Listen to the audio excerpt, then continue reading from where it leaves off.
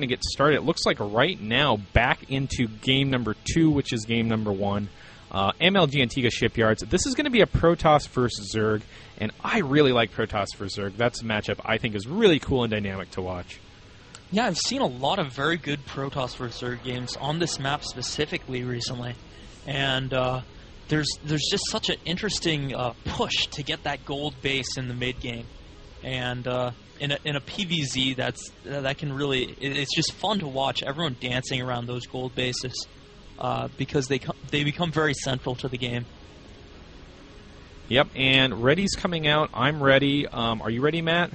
I'm totally ready. Okay, it looks like we are ready to get started here in game number 2, I'll call it, just because the order's reversed. And then after this, we do have our 2v2 on Scorched Haven, which is an oldie but goodie from the 2v2 map pool. Should be a good game to watch, but right now, the Hawkeyes, Daydream, taking game number 1 off Iowa State. Looks like the countdown will begin here momentarily, and we'll get some more awesome StarCraft action coming to you in just a second. Alright, it looks like the players are ready. It should not be too long. There's the countdown. Yeah, we're looking pretty good. Looking good. Alright. So if Bannon is able to follow up here, it's just down to the 2v2 team to win it. For the University of Iowa. So, I don't know, I'm kind of rooting for Deathagent. I want an extended series here.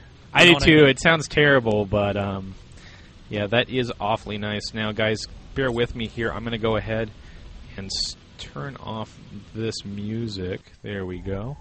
Get that sweet, sweet StarCraft music going. And over here we have Deathagent from Iowa State spawning as the teal Protoss. At the, I'd call that the 8 o'clock position.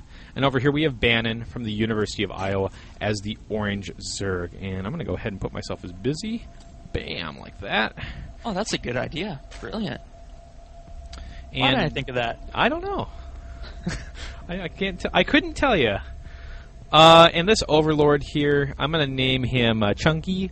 Chunky here is going to make his way across the map, and you know what? He may be in a good position if he just veers slightly to the bottom to get an early scout off. Meanwhile, over here, this pylon placement looks like he's going to do a just a soft wall off here with a Zealot. That's a pretty good indicator of that. More drones being produced over here for Bannon. Don't see a pool on the way just yet. What do you expect to see in this matchup, Matt? What do I expect to see in this matchup? I expect a 1-gate expansion. Wait, excuse me. I take that back. I expect a very early expansion out of Deathagent. I'm not sure if it's going to be a second gateway there. I'm not sure if he's going to throw down a forge, but I know that he's going to want to expand very quickly because the map is very much conducive to that due to the beautiful choke that's right there at your natural. Bannon, I expect him to do the same, but there is a spawning pool, so pool first.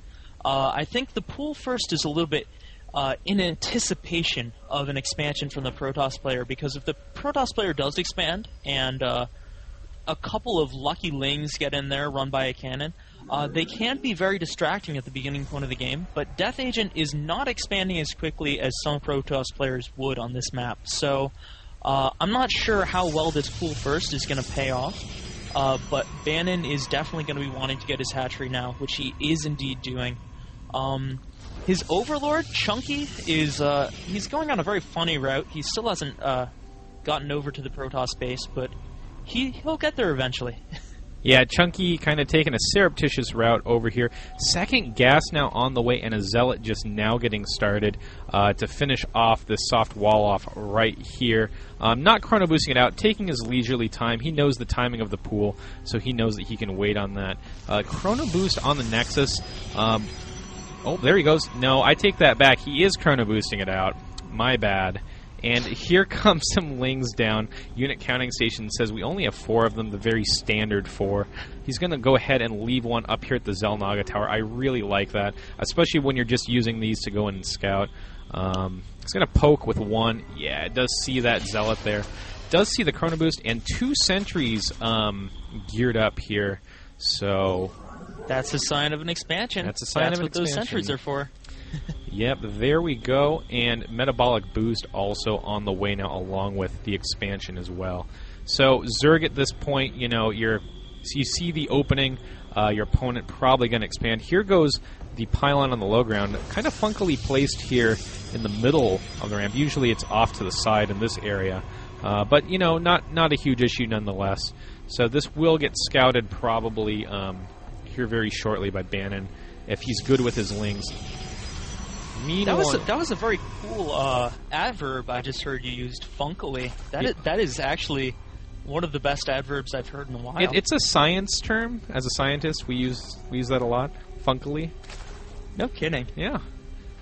I wouldn't lie about Bannon, that. I think Bannon, since he pulled drones off gas, he's going to eventually, as you said, within the next couple seconds, he's going to scout the fact that there's a Nexus here, and he did do that. So now that he knows about this Nexus, he's going to be looking to take a third, and that's exactly what he's doing. He's pulling a drone off, and that is going to go right into making a third, because as a Zerg player, you really don't want to be behind on basis against a Protoss or against a Terran, or pretty much against anyone, because you are supposed to be the swarm. You are supposed to take over the entire map. That's your job.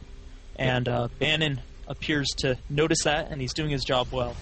Yep, I do like a couple things that both our players are doing. Bannon very smartly going ahead and throwing down this defensive Evo chamber so he can make some spine or spore crawlers if he needs to. We'll probably want to start getting his +1s with it fairly soon. But the building placement here, Deathagent being really good about controlling the space here. These 2 warp gates here blocking off this pathway, and especially when you have such a high sentry count like this, you can really control Ling run-bys and kind of minimize the amount of damage that they're going to do. Oh yeah, I think that's very powerful, especially since there's no forge, no cannons. You'll see, I mean, it's very popular, obviously, in PvZ to have those cannons back there. But without that, building geometry is even more important because, I mean, he's just relying on those sentries and zealots. And if Bannon were to have gone for a very quick timing attack, I mean, Bannon holds the Xel'Naga. He has all map control. Deathagent really just doesn't have that much knowledge of what's going on the map. So I think it's very wise for him to be very conscious of his building geometry, which he is. And I like how Bannon just moved his Zergling up from the Xel'Naga right to the natural. He just wants to know what type of composition there is. And I think that's very helpful for a Zerg player. Zergs thrive on scouting information, and he's very lucky to have that. Very smart to have that, rather. So right now, getting a little oversaturated at the main for Deathagent. At what point do you feel, and I know this isn't necessarily the matchup you are an expert in, but at what point in a matchup like this is it safe for Protoss to take his third? Because, you know, he can 2-base for quite a while. At what point does that kind of become a viable option against a Zerg player like this? It's safe to 2-base against a Zerg until you know what they're doing. That's going to be my answer here. I could say the 11-minute mark. I could say the 100 supply mark. But really, you got to know what they're doing first. And right now, Bannon really hasn't dedicated himself to a tech path. He is going for Glio Reconstitution and Burrow. He's probably going to want to do some early roach aggression. So if Deathagent does scout about this early roach aggression, he's probably going to want to stick with the bases he has, especially with his recent dedication to put up 3 additional gateways. That's going to leave him with a total of 6 gateways, am I right? That looks right, and we do have a Dark Shrine on the way as well. No kidding. So with 6 gateways, I think he's not going to be looking to take that... 7. Another one's going pretty soon. And I really don't think he's going to take that Nexus anytime soon at the 3rd base, but... if he had chosen otherwise, I don't know. He could have gotten killed if he did just go ahead and take that 3rd. So I think it's just as well that he's putting down these gateways. And so smart here. I like this building placement up here, right up against the destructible rocks, giving just another kind of barrier. Especially, you know, he's planning for the long-term game. He's playing really conservatively. I like what I'm seeing from both players right now. Yeah, that's an excellent way to look ahead. I mean, those rocks haven't been taken down yet, but when they are, you're definitely going to want those buildings there. I like how Bannon just has that Zergling just snuck in there. It looks like Deathagent is going to go ahead and try and build a Nexus on top of the Zergling. That's cool. But that's not going to work. Not standard, but very cool. Not quite. And looks like, oh no, he will get that down. He's moving across the map, but he's being a little bit hesitant. He's popping some more roaches. He has level 1 missile attacks on the way and tunneling claws, so that might be what he's waiting for. And another round of 7 roaches. I wouldn't be surprised if when those 7 roaches pop out, Bannon just tries to run across the map and see what type of poking damage he can do. Even if it's just taking down that destructible debris, I wouldn't be surprised to see him get a little bit aggressive. That's a good point. I think Bannon here has forgotten he's actually made 2 Evo chambers right now, because he could be, going ahead and getting his +2 a little bit earlier than he has. He's had 1 running at a time. He actually built that. Oh, a little bit of a skirmish here, just poking in with those lings, seeing the composition. And we do have 2 Archons out on the field as well, so a lot of sentries, 6 sentries with full energy. Archons do very well against lings, of course, and an Immortal or 2 in the mix here. Now pushing across the map. Looks like we're going to have to see an engagement here because there's no defensive structures up here for Bannon, so he's going to have to do all of his hard work with his army. And, ooh, very good spotting this Warp Prism warp-in over here. But, wow, they have so much health now.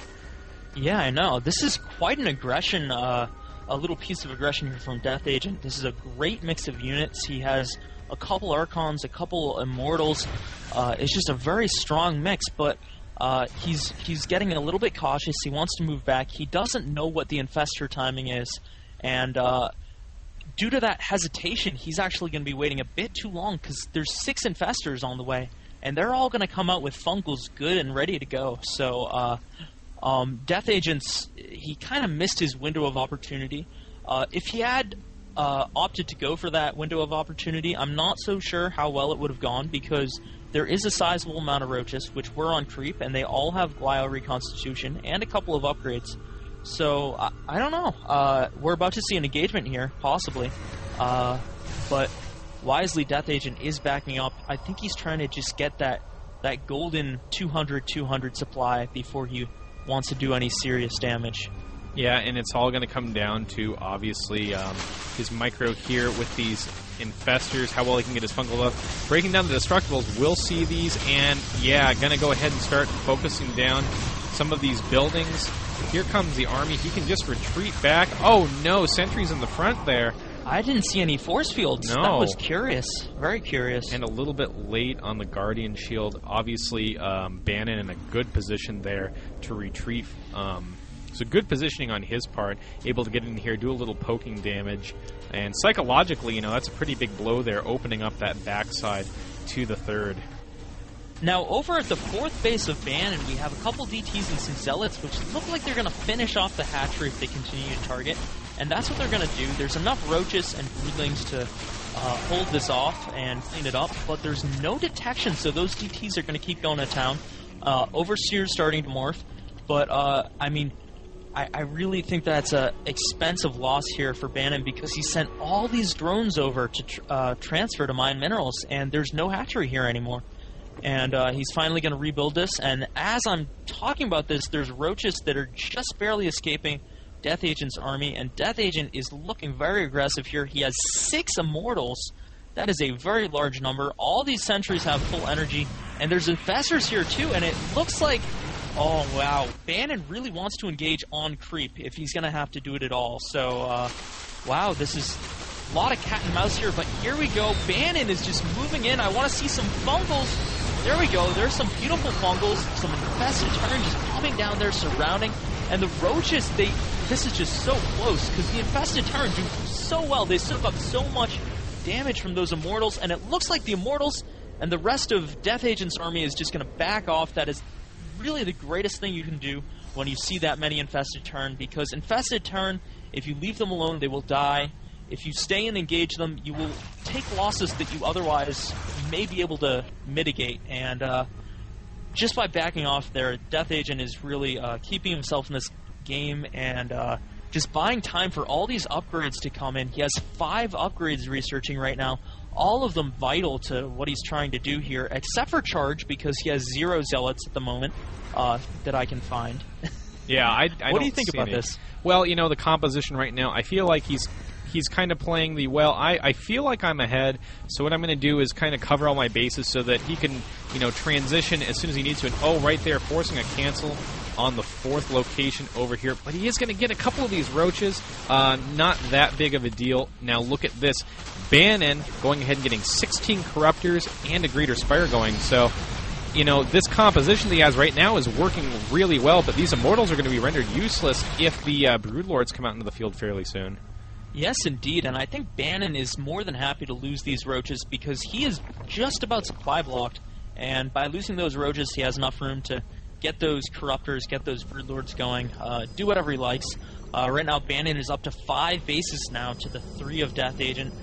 Protoss players have a lot of ability to do amazing things on 3 bases, but that 4th is really important because once that natural starts to mine out, he's just going to find himself mining 1/3 base, and it's really difficult to live off 1 base as a Protoss player. So Deathagent rebuilding that 4th Nexus, but I'd love to see a couple cannons surrounding it or something like that. Maybe even just another pylon in the mineral line just so it can warp in just in case. But probes are getting transferred. They might get there a bit prematurely, and there's some High Templars warping in. That's definitely a great response. High Templars are great for defense, especially in conjunction with cannons. You throw down a couple storms against some incoming Zerglings, and the cannons will do the rest. At this point, Bannon's going to move forward with all these Corruptors. I'm not sure why he's... Whoa, what are these Infestors doing? Oh my gosh, all these Infestors running ahead, and I think Bannon's computer is objecting by lagging out. Oh my gosh. That is huge. Wow. 4 Infestors, I think, with full energy just got thrown away. And Deathagent is seizing the opportunity. He wants to move forward. He's going to blink forward, try and get out these Broodlords. Oh my gosh. Do you think this game is over? It might be. I think this game is, well, definitely Bannon in not a great position due to what might have been a technical error, you know, or some type of jog in his internet, because I can't see him engaging like that. Here we go. Oh, look at that. Stalker's blinking right up on top of these morphing Broodlords. That's going to be of no help. Just absolutely eating through this Roach army with all of those Immortals in the back. And Bannon has to GG out. My goodness. That the tide turned very quickly there and unexpectedly. That is just an excellent case of the Protoss death ball, and it's really its resilience against Zerg. If you get a Zerg player and you're able to force them to engage under anything other than their terms, you're going to be in a great position as a Protoss player with a death ball like that. And Bannon, he knew what he wanted to do. He knew the position where he wanted to take on his opponent, but somehow those Infestors just escaped him, and his computer did not like it. His computer saw what those Infestors were doing, and it was just like, too much. I'm just going to overload right now. I'm going to lag out. You got to think about this for a little bit. Get your Infestors back home, and then I'm going to stop lagging and let you do that. That's what his computer was doing. Yeah, and that's unfortunate. You know, we'll get an interview with one of these guys, hopefully with the team leader from the winning school